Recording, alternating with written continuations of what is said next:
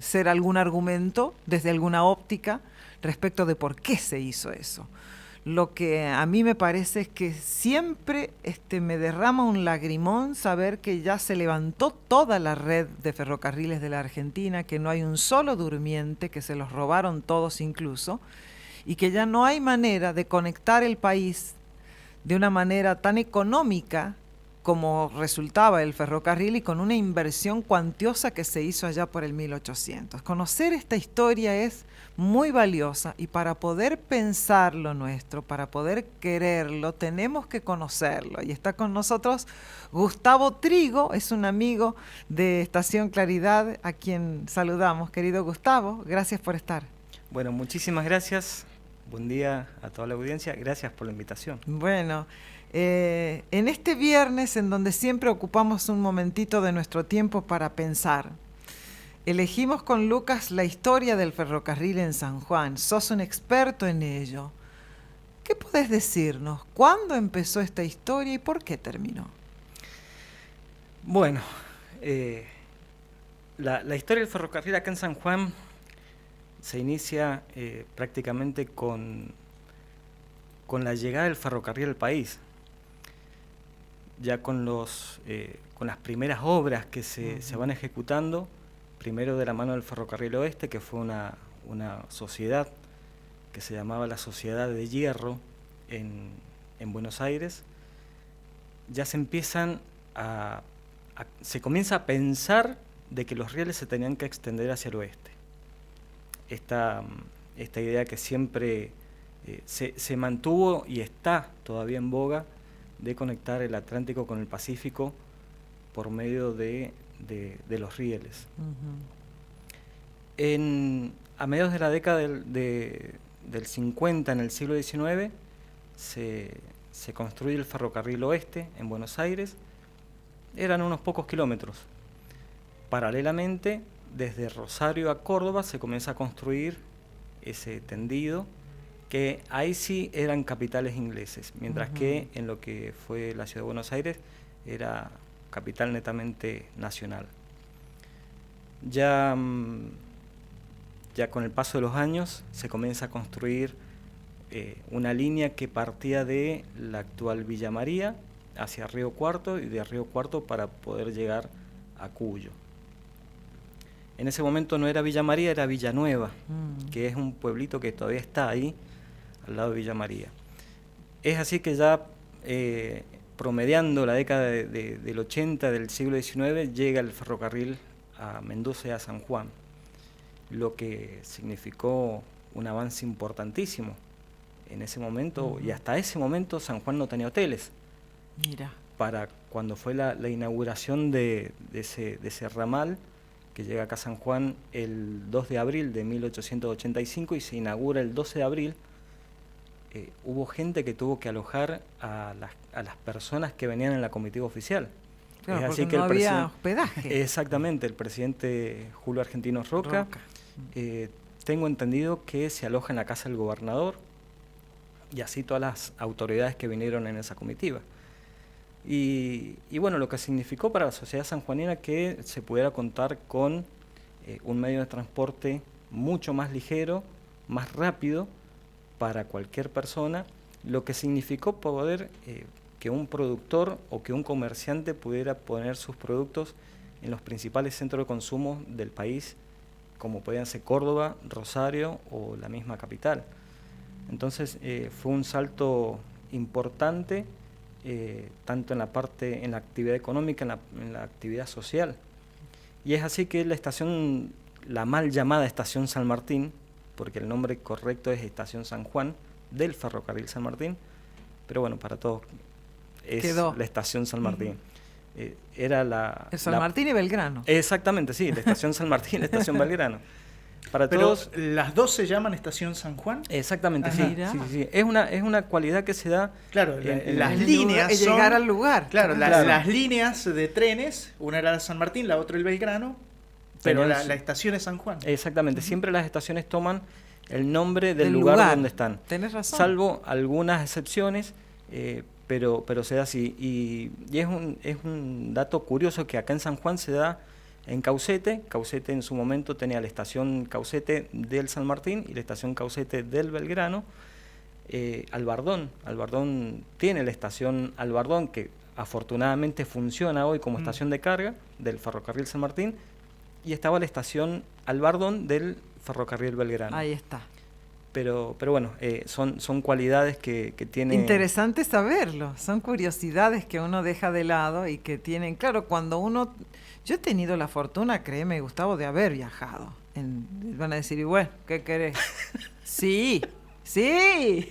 ¿En serio? Claro que sí, con mi abuela. Yo era una niña, sí. Ajá. Yo he ido a Córdoba, recuerdo, con mi abuela. Un tío mío estudiaba medicina y yo recuerdo haberme subido allí en la estación, y cada paso que dabas te aparece el lugar al que llegabas, la estación, pero decía el lugar. Entonces vos sabías que llegabas a Matagusano, y sabías que llegabas a Mendoza, porque no había WhatsApp ni algún altavoz que te mirabas el cartel y te dabas cuenta dónde estabas. Chicos, he viajado en ferrocarril, créanme. Sí, bueno, ahora se lo creo.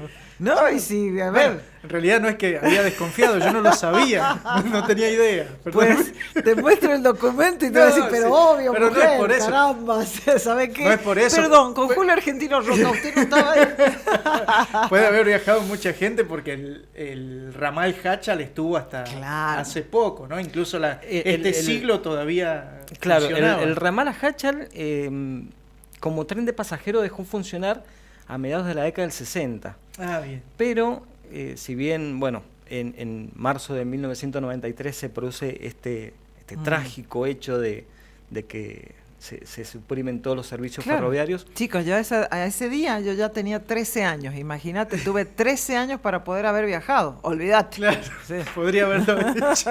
Entonces, bueno. Y bueno, el ferrocarril Hachal, como tren de carga, estuvo funcionando hasta ya entrados los primeros años de la década del 2000. Aproximadamente hasta el año 2001-2002 estuvieron circulando los últimos trenes de carga, que en ese momento ya era Belgrano Cargas, era la empresa que tenía la concesión de ese ramal. ¿La llegada del ferrocarril era la llegada del progreso? Así se la denominaba, porque se podía hacer el tráfico del comercio, a partir de ello se podían intercambiar productos, y donde había comercio había vida, había trabajo. Había crecimiento, fabricación de insumos, porque había que comerciarlos. Entonces, de esa manera también necesitabas empleados. ¿Eso significó el ferrocarril? Sí, sin duda que sí. El ferrocarril, bueno, primero acortó enormemente las distancias. Pensemos que un viaje que hoy tranquilamente uno puede darse el lujo de decir, me voy a Mendoza a tomar un café, hasta 1885 no era algo que se podía pensar tan livianamente. Uno tenía que prever cómo iba a ir, porque se tardaba tal vez 1, 2 o 3 días, dependiendo del clima, dependiendo si era época de verano, si era invierno. No me imagino Buenos Aires. Para Buenos Aires, claro, era ya un viaje mucho más largo, donde uno tenía que pensar en que tenía que contratar a una persona que le diera el animal, o si era una 2 carreta, semanas mínimo. Y sí, tenía que pensar también qué iba a comer, dónde iba a dormir. No era tan alimentos para tan fácil. El animal, claro. Sí, y con la llegada del ferrocarril, ese viaje que podía durar semanas, se pasó a que se tarde 12, 14 o tal vez 20 horas. Y las historias que escribió el ferrocarril, los encuentros, los desencuentros, las familias. Sin duda que sí, historias y tantas poblaciones que nacieron gracias al ferrocarril. Pensemos que también Bermejo todos los días recibía un vagón con agua potable. Claro. Y para que su población se pudiera abastecer de eso, lo mismo que con Maralles. La gente de Maralles se abastecía del aljibe que está todavía en la estación Maralles. Entonces terminó marcando un hito en cada sociedad. ¿A qué líneas pertenecían las vías que uno ve camino a la difunta Correa? Esas son del Ferrocarril General Belgrano. Puntualmente el ramal A2. Mira. Que ese ramal nacía en Cerrezuela y llegaba hasta San Juan. Gustavo, recién hablaste de la estación Albardón. ¿Es el único que hay funcionando en la actualidad, ese tren que sale de la donde está la Laje Nacional, en la zona de la Rotonda? Ahí está la estación, no sé si sale o llega, pero incluso va hacia Angaco y no sé hasta dónde, pero ¿es el único que funciona hoy en San Juan? ¿O hay otro más aparte de ese? ¿Hay más quizás? Es el único que funciona actualmente en San Juan. Esa línea que nace en Cañada Honda, porque ese es un ramal que justamente nace en Cañada Honda, donde tiene el kilómetro cero y tiene su punta de rieles en Estación Albarrán. Okay. Son 94 kilómetros que tiene ese ramal. Y justamente, como decís vos, pasa por Angaco, pasa por en la zona de Angaco por lo que conocemos como la Boca del Tigre, por la zona de Puntilla Blanca, o más conocido por todos como Ceferino. Después, bueno, pasa por Caucete, Santa Rosa, después Tupelí, Mediagua, y llega definitivamente a Cañada Honda. Ahí tenés trenes todos los días, a veces que en un día va, al otro día regresa, a veces va y viene en el mismo día. Bien. Pero es el ramal que tiene movimiento hoy por hoy acá en San Juan. Gustavo, ¿estás dando este tipo de charlas semanalmente para conocer nuestra historia con fotografías maravillosas, increíbles? Qué bueno incluirlo en la didáctica escolar, en la currícula, me parece importantísimo. Yo creo que y siempre digo que tenemos la costumbre de perder nuestra historia, como que no está listo, no existió. Y nos construimos y somos lo que somos a partir de lo que tuvimos también. Y yo insisto, para no repetir errores. Ya no sé si alguna vez se recupere el ferrocarril. ¿Crees que sí? Yo siempre tengo la esperanza. Ajá. Al menos el tren de carga sigue circulando. Mientras esté funcionando, creo que es muy positivo, por más que sea de carga. El tiempo dirá y la política dispondrá si el tren de pasajeros vuelve a circular. Lamentablemente se abonó una idea, me hago cargo de lo que digo, ¿no? Se abonó esta idea en el país de que era o un medio o el otro, cuando tienen que ser los dos medios, tanto colectivo como tren de pasajeros, tanto como camiones, el camión con el tren de carga. Claro. No se pueden pensar uno o el otro. El mundo funciona así. Exactamente. Son naves espaciales. Vos ves lo modernos de los trenes, de las características que el AVE, que es alta velocidad, el que es de carga, sí, el que pasa por debajo del Canal de la Mancha, cada uno con sus características, pero no compiten unos con otros, ni con los camiones, ni tampoco con las cargas no por rieles. Nadie se lo plantea. Es que justamente tanto el tren de carga como el camión son elementos complementarios que se van complementando unos con otros para la economía de cualquier nación en el mundo. Queremos agradecerte, Gustavo, e invitar a este tipo de charlas. Si vos tuvieras que reflexionar acerca de qué deja o qué dejó el ferrocarril en nuestra identidad, ¿cómo lo definirías? Primero, nostalgia. Siempre que se habla del ferrocarril aparece la nostalgia de esto de que todo tiempo pasado fue mejor. Después creo que el ferrocarril marca como un camino a seguir sobre lo que se debe continuar, sobre lo que no se debe destruir, tanto como medio de transporte de carga como transporte de pasajeros. Es lo que yo creo que es algo que se debe mantener y se debe luchar para que existan y coexistan con todos los medios de transporte. Nos dice acá el 1135, Silvia Lucas, preguntarle a Gustavo, ¿qué fue de las máquinas que se guardaban acá en la vieja estación? ¿Cuál fue su destino? Tengo entendido que eran 3. Soy Raúl de los Lobos, dice Raúl. Las máquinas, ¿qué pasó con todo eso? Dios nos ayude. Bueno, ahí en la estación San Juan del Ferrocarril Belgrano, donde ahora está el Centro Cultural Amadeo Contegrán, ese era el depósito de locomotoras. Todas las locomotoras que llegaban hasta San Juan... ¿Ese centro cultural, perdón, era un depósito, así como está? La estructura antes era para guardar locomotoras. Sí, exactamente. Ahí se le hacía un mantenimiento, se le hacían reparaciones no grandes reparaciones, pero sí había mecánicos. Mantenimiento. Sí, de hecho, mi abuelo materno era mecánico ahí. Todas esas locomotoras terminaron en la estación Alta Córdoba, en la ciudad de Córdoba, donde están todas radiadas, están todas oxidadas, muchas ya no tienen posibilidad de ser recuperadas. Y esto tiene una explicación. Hoy en día se concibe la idea de que los trenes tienen que ser largos, aproximadamente 100, 120 o 200 vagones, lo que da una longitud aproximada de 1,5 km aproximadamente. ¿Esto qué genera? Que sea más eficiente el transporte para la empresa que tiene la concesión de ese tren de carga. Exactamente. Hasta hace muchos años atrás podía salir un tren de la ciudad de San Juan con 2 o 3 vagones. Entonces, las locomotoras que llegaban hasta acá, hasta San Juan, eran locomotoras livianas comparadas con otras que circulan por el resto del país.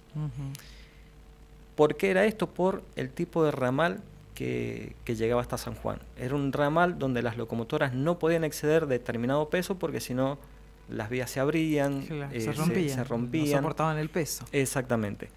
Entonces llegaban una determinada cantidad de locomotoras, un determinado tipo de locomotoras, y ese tipo de locomotoras, ¿qué hacía?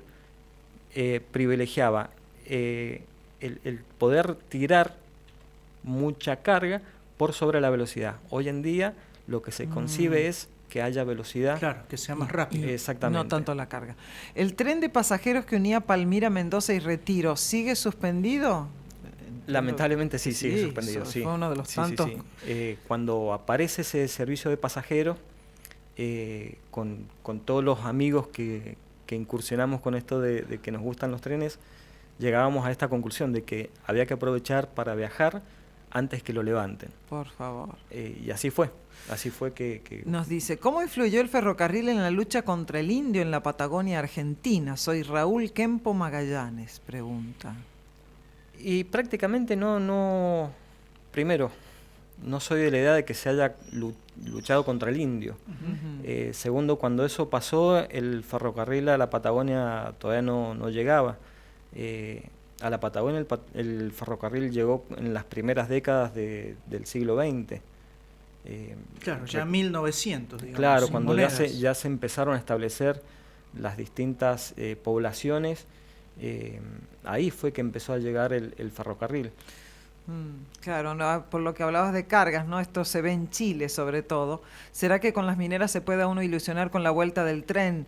Incluso trabajadores, muchas horas perdidas, claro, en Chile ves, hoy en día, todo el mineral hoy en día va sería por el transporte. Una apuesta bastante buena el pensar que el ferrocarril llegue nuevamente a Háchal, ya que con todos los proyectos mineros que hay, tanto en explotación como en exploración, para el empresario minero poder mandar grandes cantidades de cargas a Háchal, le abarata el costo en el flete. Desde Háchal hasta la puerta de la mina, hasta la boca de la mina, sí va a hacer falta tal vez un camión, y ahí volvemos, es un ejemplo claro de convivencia, ¿no? Exactamente, de convivencia. Y de cómo se van complementando los distintos medios de transporte. Bueno, yo soy una convencida que se levantó el ferrocarril en el gobierno de Menem para poder otorgarle al gremio de los camioneros un gran caudal de poder, es decir, todo el transporte se iba a hacer por camiones, y de esa manera los silenciaban ante las protestas por todas las privatizaciones que se hicieron. Callaron a los gremios más picantes, les entregaron el negocio de su vida, porque todo el transporte en la Argentina es solo por camiones. Y ahí estamos viendo incluso lo que pasa con las actitudes de algunos que siguen ejerciendo la prepotencia para llevar adelante su accionar, algo absolutamente repudiable. Gustavo, la próxima charla, ¿cuándo? ¿Dónde? Ojalá sea pronto. Bueno. No tengo fecha definitiva todavía para la próxima charla. Bueno, acá hay numerosos mensajes escritos. Sí. Dice, mi padre fue ferroviario, decía que el ferrocarril era económico para pasaje y cargas, y cuando lo sacaron decía que iban a aumentar los accidentes en las rutas del país por volcar todo el caudal a ellas. Claro, te aumentó la cantidad de tránsito en rutas. Sin duda que sí. Y antes lo tenía repartido. Aparte, la posibilidad también de de que mucha gente pudiera viajar gracias a un medio de transporte que era económico comparado con el avión y el colectivo. El problema que lo sigue es siendo que también. no hay un solo durmiente en todo el país. Esa foto me tomé el atrevimiento de... A ver, de esa misma. Ahí sale mi abuela y mi abuelo cuando eran novios. 1948 tiene que ser eso. Y justamente a las espaldas del fotógrafo es donde está el actual Centro Cultural Amadeo Contagrán. Mirá vos, claro. Qué maravilla, tenés un material histórico fantástico. Tiene muchas cosas, tiene muchas cosas, pero bueno. Queremos agradecerte. Para poder pensar San Juan es necesario conocer. No hay manera de valorar nuestra historia si no la conocemos. Hay un dicho muy, muy famoso: un pueblo que no valora su pasado enajena su porvenir. Y está más que claro.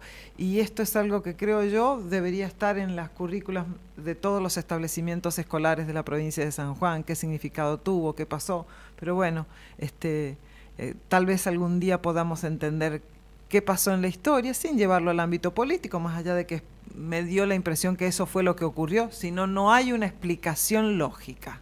No hay una explicación lógica de haber levantado el ferrocarril en la Argentina. Permítanme esto, hablar del ferrocarril muchas veces nos lleva sí o sí a terminar hablando de política. Al margen de lo que cada uno pueda pensar, de la opinión política que cada uno pueda tener formulada, no se puede querer lo que no se conoce.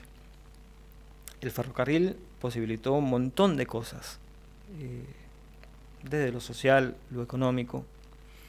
Había un proyecto para unir Uspallata con Calingasta a través del ferrocarril. ¿Qué significaba en ese momento? Que la línea que salía de Mendoza y que llegaba a Santiago de Chile y paraba en Uspallata, se desviara desde ahí un ramal para que se pudiera conectar con Calingasta y posteriormente con Iglesia. En otro momento, cuando el ferrocarril llega a Háchal, se hizo un estudio y que dio la factibilidad de que se podía hacer, de proyectar desde Háchal hasta Iglesia el ferrocarril, desde Iglesia hacia Calingasta y desde Calingasta nuevamente a San Juan, por lo que era la antigua Ruta 12. Era factible y se vio la factibilidad, pero nunca se concretó. El ferrocarril que salía de Uspallata a Calingasta se aprobó por ley, se trató en la Cámara de Diputados, pero como muchas otras obras nunca se construyó. Nunca se hizo. Querido Gustavo, muchas gracias. Gracias a usted por la invitación. San Juan y el mundo tienen a disposición una nueva opción informativa. Sintonizanos y abrí nuestro portal en www.estacionclaridad.com.ar para ver y escuchar la vida.